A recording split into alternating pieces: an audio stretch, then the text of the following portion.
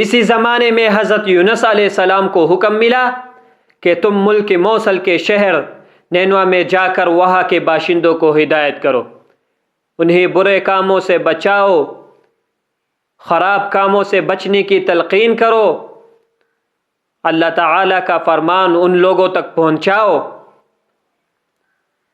چنانچہ آپ نے ایسا ہی کیا، مگر جب لوگ نافرمانی میں حد سے گزر گئے، نافرمانی حد سے متجاوز ہو چکی اور وہ کسی طرح راہ راست پر نہ آئے، سیدھے راستے پر آنے سے گریز کیا اور آپ کے قتل کے در پہ ہوئے، تو آپ نے ان کو عذاب کی خبر سنائی اور خود حکم الہی کا انتظار کیے بغیر وہاں سے چلے گئے۔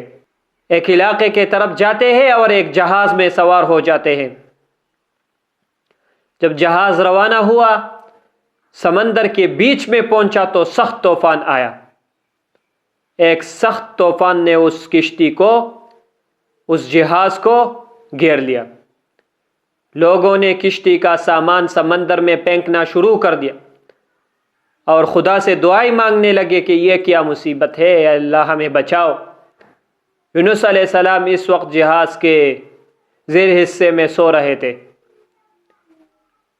اس جہاز کا کپتان بھاگا بھاگا ہوا آیا، حضرت یونس علیہ السلام کو آ کر اطلاع دی اور دعا کرنے کو کہا۔ حضرت یونس علیہ السلام کو دعا کرنے لگا، لیکن جب خطرہ بڑھتا گیا تو یہ طے پایا کہ قرار ڈالا جائے کہ لوگوں نے پوچھا کہ تم کون ہو اور بتاؤ کہ کس سبب سے ہم پر یہ مصیبت پڑی ہے، یہ مصیبت کس وجہ سے ہے۔ تب حضرت یونس علیہ السلام نے فرمایا کہ میں بنی اسرائیل میں سے ہوں اور خدا کے حکم سے بچ کر بھاگا تھا۔ یہ سن کر سب لوگ بہت گھبرائے کہ اب کیا کرے کہ اس عذاب سے چھٹکارا ملے۔ لوگ اس کشمکش میں تھے۔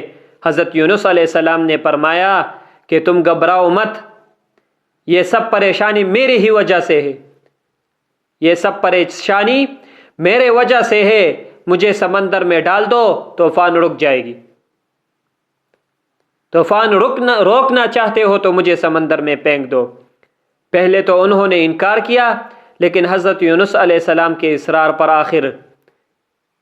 آخر لوگوں نے انہیں سمندر میں ڈال دیا۔ جب سمندر میں ڈال دیا تو فوراً طوفان رک گیا اور حضرت یونس علیہ السلام کو سمندر میں ایک بڑی مچھلی نے نگل لیا اور 3 دن تک اس مچھلی کے پیٹ میں زندہ سلامت رہے۔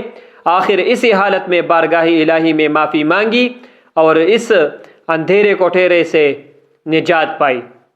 کچھ دنوں بعد حکم کے موجب نینوا میں داخل ہوئے۔ اس وقت اس شہر کی آبادی 1 لاکھ سے اوپر تھی۔ نینوا والوں نے عذاب الہی کے نازل ہونے سے پہلے معافی مانگی، اسی طرح وہ عین وقت پر تباہی سے بچ گئے۔ حضرت یونس علیہ السلام نے عذاب کے آنے کا خبر دیا تھا، لیکن جب حضرت یونس علیہ السلام وہاں سے چلے گئے اور یہ واقعہ پیش ہوا تو اس قوم نے پہلی ہی معافی مانگی، عذاب کے آنے سے پہلے معافی مانگی اور اسی طرح وہ عذاب الہی سے بچ گئے۔